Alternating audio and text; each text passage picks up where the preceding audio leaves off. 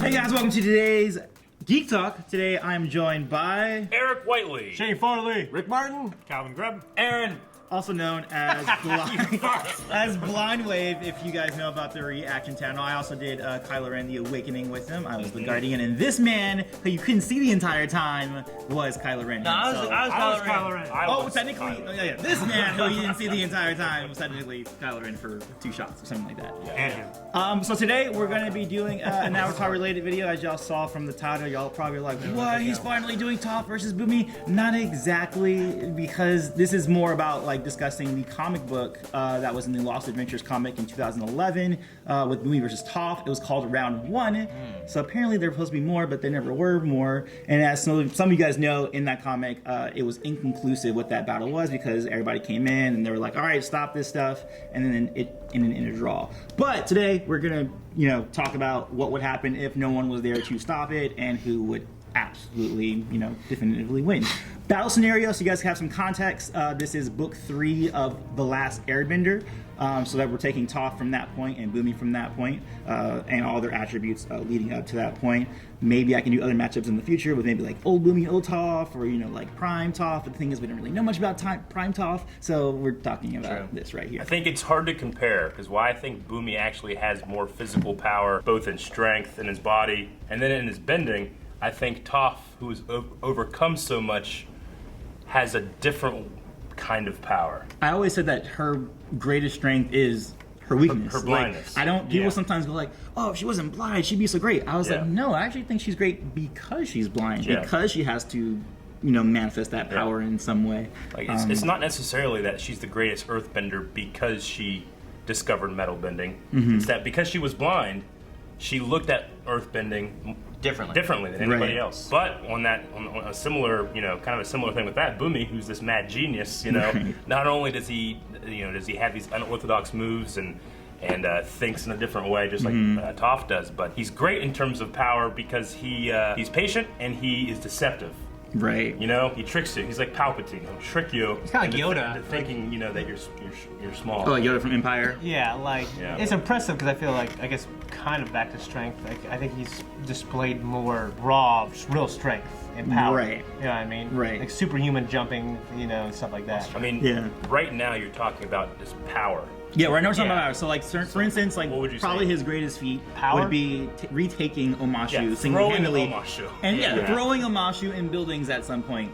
While Toph is got strength as well, she just has nothing really to that extent. One of her bigger things that she had would have been the library scene. Which is a good. She held that huge. That's just pure strength on top of sand for a long while. And at that point, she was not comfortable with sand. That's when she was uncomfortable. So keep that in mind. So I mean, she has this power where like she's the first one to be able to start metal bending. She was able to still use her earth bending in that sand where she wasn't comfortable with it. It's like she has a different way of looking at it and still being able to have such power. While still like Bumi has maybe more experience. Like she does have this power. Like because I think if she had more experience too, it would. I think I'd easily lean more towards Toph way.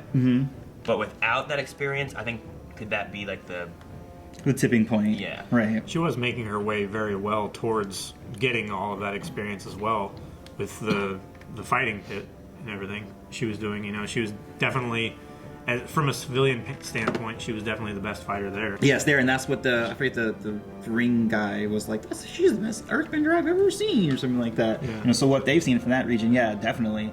She was leaps and bounds beyond those guys and any guy. Like the only person who could have countered her was Bumi himself. Yeah. You know what I mean? Yeah, I guess she's a prodigy and he's just someone who's mastered himself over 100 years. Right, who's put himself up to White Lotus status. Yeah. Which is another thing too. We also saw him a bit during Sosin's comment. You also have to keep in mind that he's facing against he was stacking empowered. Tanks, he was facing against firebenders who were empowered by this thing. Because the Omashu attack, while it's a huge feat of power, he also had no resistance because that was the day. They had no firebending. Good point. It's very similar to what I think Gyatso's feat was when he was facing off the firebenders and killed all those people, in his little room.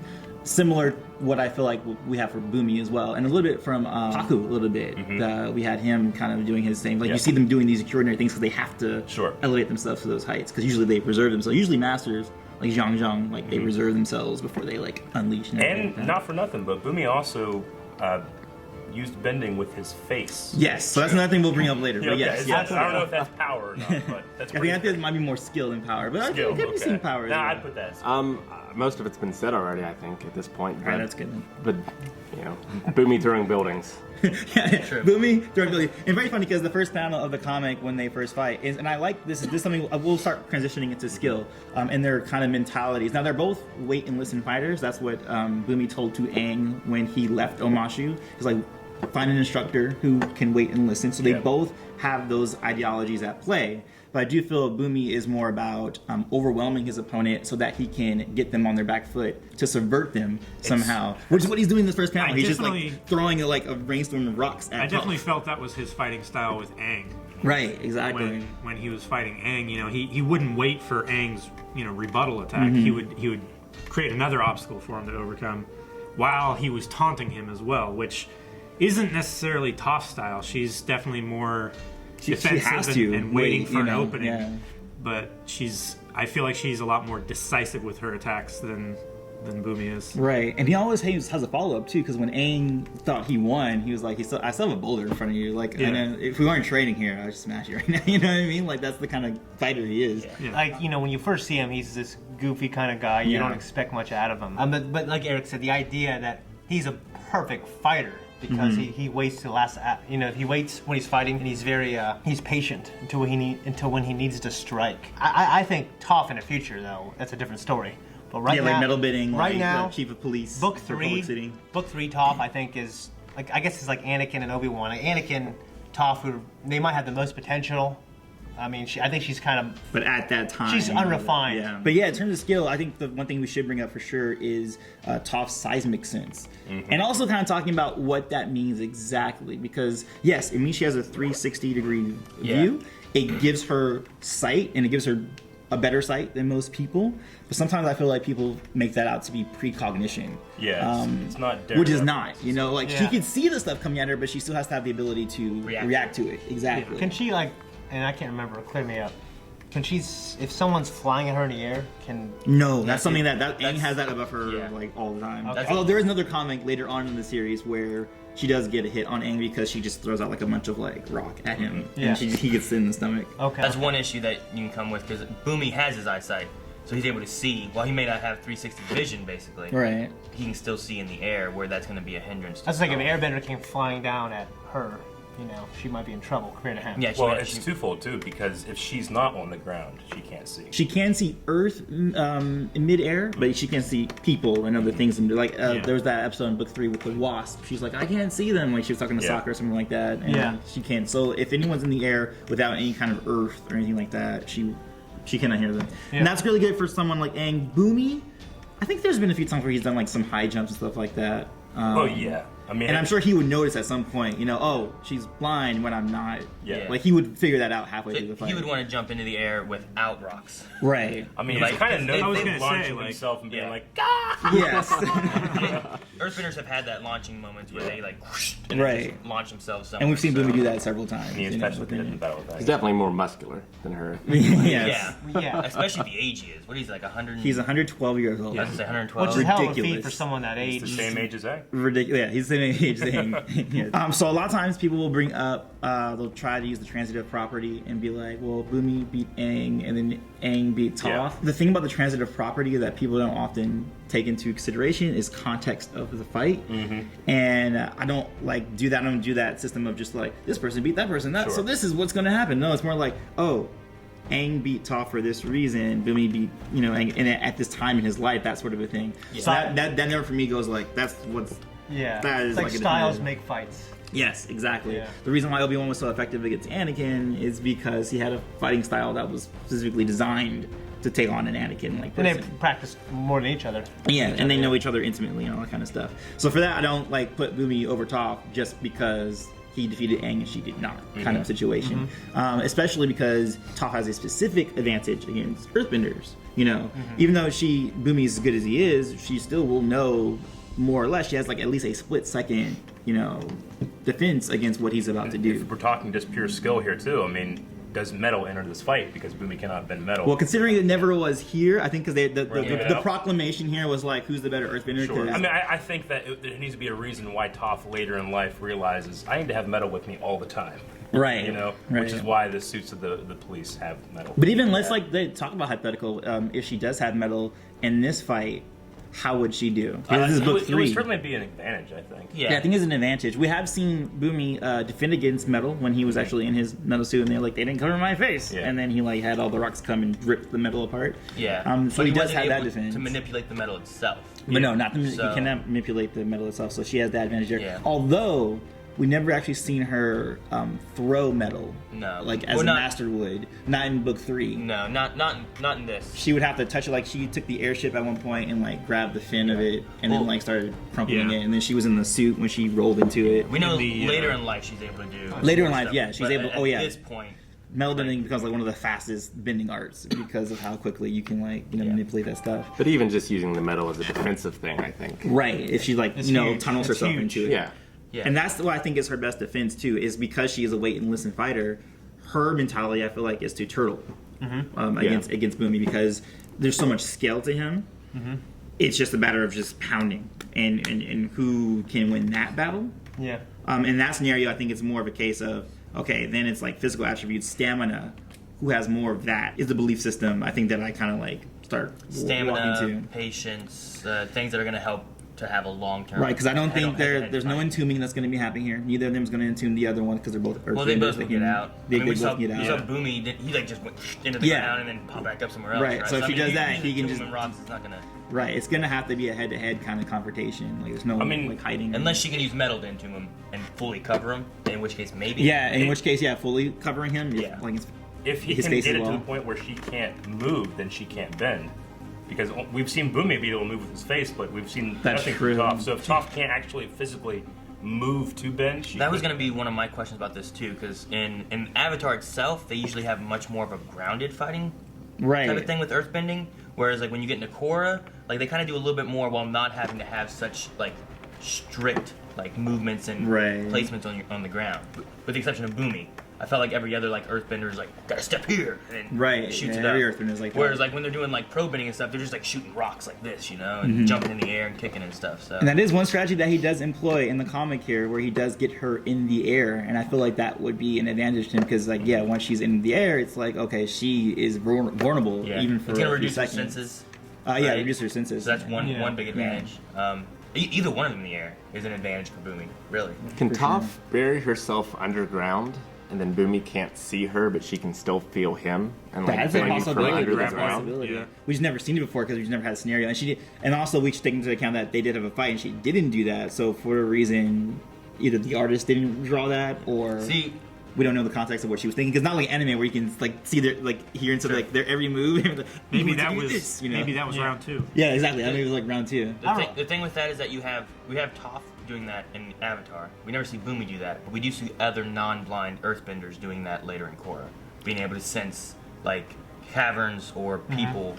You know. Are you referring to like Beifong? Beifong? Okay, Yeah. yeah. Well, that's like, I think that's more seismic sense, which she learned from Toph, which Bumi does not have.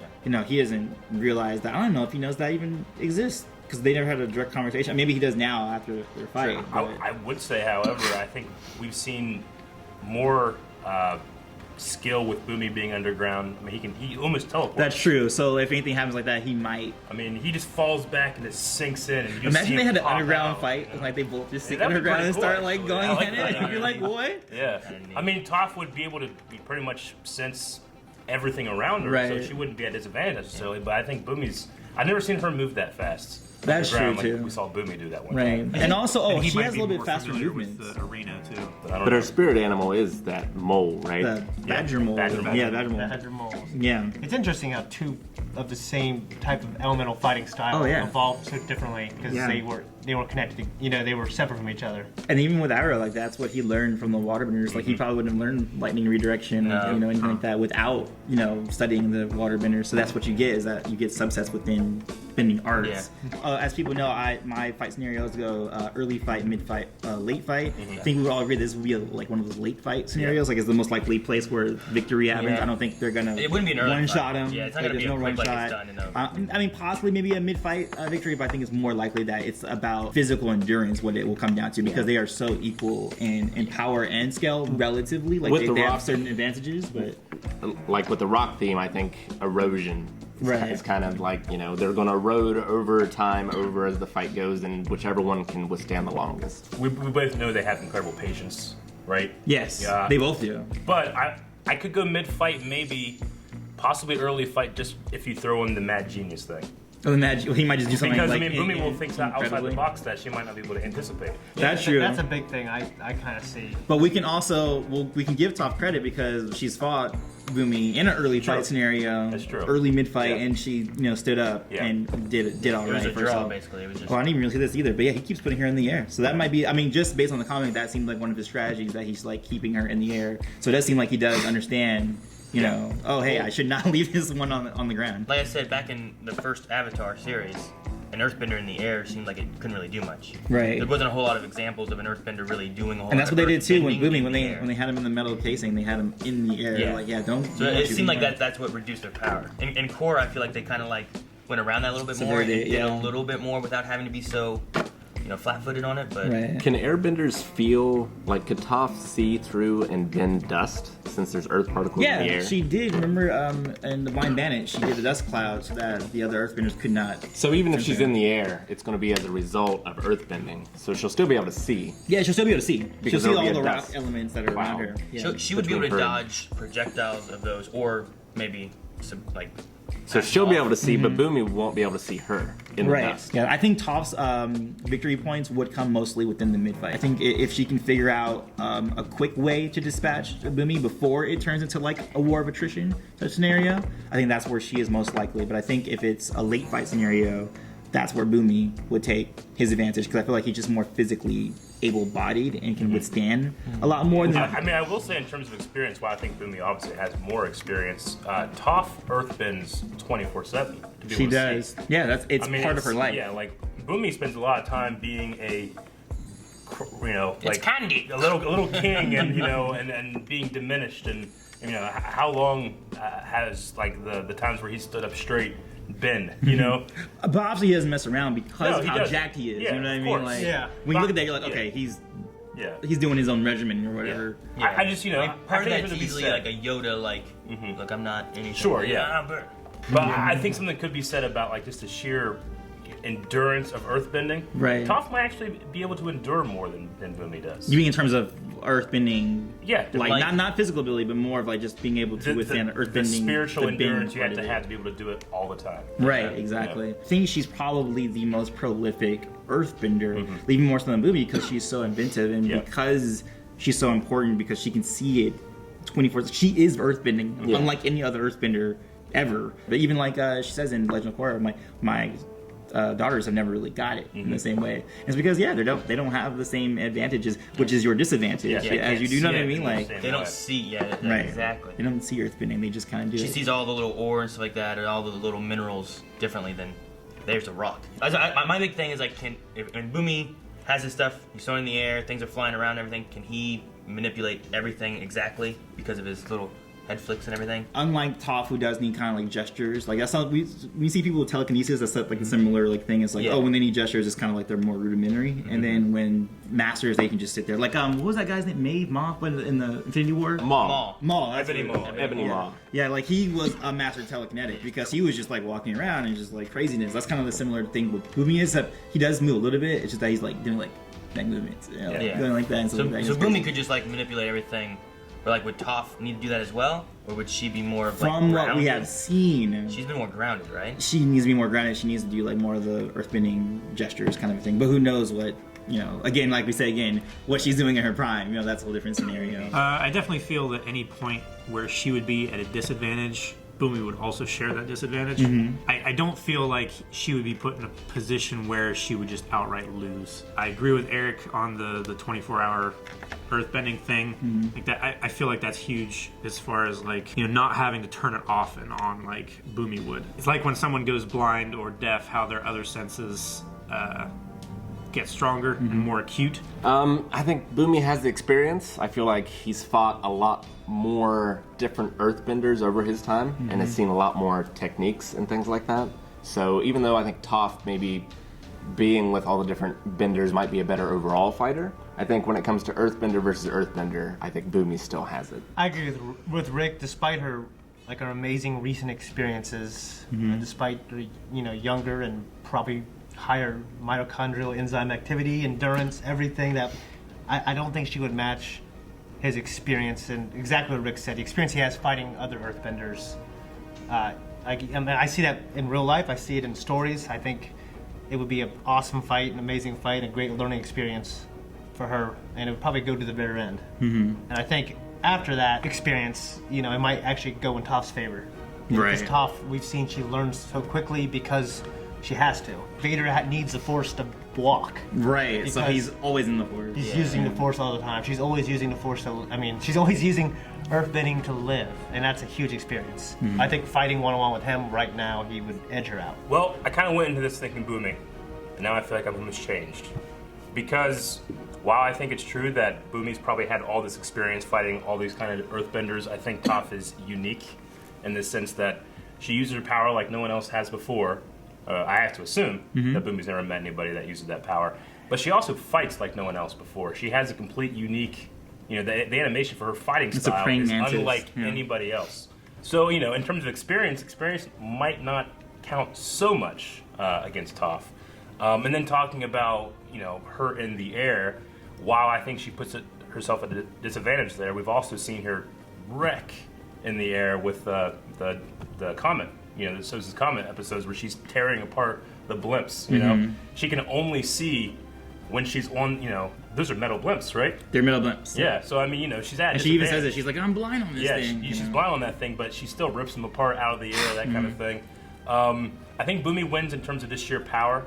I think she might have more potential than he does in terms of power, but not yet, not at this point. Yeah, like her skill is high, but it's just not reaching. She definitely has more potential. We've seen her hold, an entire castle or whatever that library was. And that was fantastic. But Bumi threw Umashu. Right. Right. He didn't just hold something. He was picking up houses and throwing them. Right, which is a different distinction of just hold versus being able to hold and throw. Yeah, I mean, one is just a sheer amount of power. And, the Sosa's Comet too, whenever they attacked Boston Say, he was showing some power we never really seen from Toph either. So I'm still undecided, but I think at this point I'm going to go with Bumi just because I feel like that's a safer option for me. Like if I was betting or something. Right, but it's harder now for you to decide yourself after the discussion. Yeah, I think it's kind of similar to what you have with any White Lotus member versus the younger generation, whether you have like a Paku, Katara, if you have a Bumi, Toph, if you have like an Iroh, Zuko, or Azula or whatever like that. It's just that when you've reached that master level, you just have, and especially the way with the Mad Genius, Bumi, the way he thinks, even though he's never seen that style, it wouldn't off-put him as what maybe other Earthbenders would have dealt with in that same situation. So while she does have that style advantage, I think, if the fight goes on longer and longer, it's going to be more at her detriment because he's able to adapt to it a little bit more and pull out whatever Mad Genius plan he has at that point. But in terms of power scaling, they're actually closer than I think one might think, just being so impressed with his Omashu feat. From an initial look at it, you'd be like, oh, Bumi, he's more powerful. Yeah, all those things he threw. But hey, wait a minute, look at this and this and this. Yeah, Toph might be capable as well, kind of a situation. And I'm not tearing down Bumi to say this, but we're pretty close on a 112-year-old man and a 12-year-old. No, she's 10. No, she's 10 actually. Yeah. She's 10 years old. So I think that's a lot of respect to Toph, Right. the 10-year-old, that we're like, Exactly. yeah, but she's pretty bad. Exactly. That's why we keep saying, You like, know? yeah, just give her a few years. Yeah. You know, kind of a situation. Yeah. So, so this is what kind of I do generally before I make a versus video. I'll talk to her. Usually it's not in person like this, but it's usually like online, you know, Sure. and I'll like get people's ideas and make sure that all of that is discussed when it's in the video. And I thought it'd be kind of cool if you guys saw that kind of situation and how I like deal with that situation and everything like that. So this is the point where we turn it to you guys in the top right corner, I think it is on YouTube. We have a voting poll for who you think would win between Bumi and Toph. Book 3, same scenario that we have in the Lost Adventures comic. If Sokka never stopped it, if the White Lotus never stopped it, who do you think would have eventually took that battle? You guys should check these guys out on Blindwave. They do a lot of cool reactions, reviews. They also have some cooking videos occasionally. And we went through like the entire Avatar series. Twitch, you follow them. Oh yeah, and Yeah. they went through. They're done now. They actually did reactions to the last Airbender and the Legend of Korra, all the way done. So you don't have to wait week to week. They have the complete series. Yeah, just finished Korra like We what, just finished a month Korra, ago? yep. Yeah. Something like that. Yeah. Yeah. So you have Less the than. entire thing to watch with them if you guys are. And our grand privy. finale will be watching that wonderful M. Night Shyamalan movie. Oh, is that what you guys doing? Yeah. Oh of course, yeah, it's really great. it's amazing. Yeah, so- It should have won the Oscar that year. And we have a game night of playing Pie Show. Oh, yeah, Oh that's yes, true. yes, they have a pie show board right over there, and I was like, wait, is this what I think it is? They're like, yes, and I saw like the White Lotus like little thing. I was like, wow, that's awesome. But yeah, this is Eric Whiteley. Shane Farley, Rick Martin. Calvin Grubb. And Aaron. and Antoine. I'll see you guys later, and as always, peace, love, and remember, be water, my friends.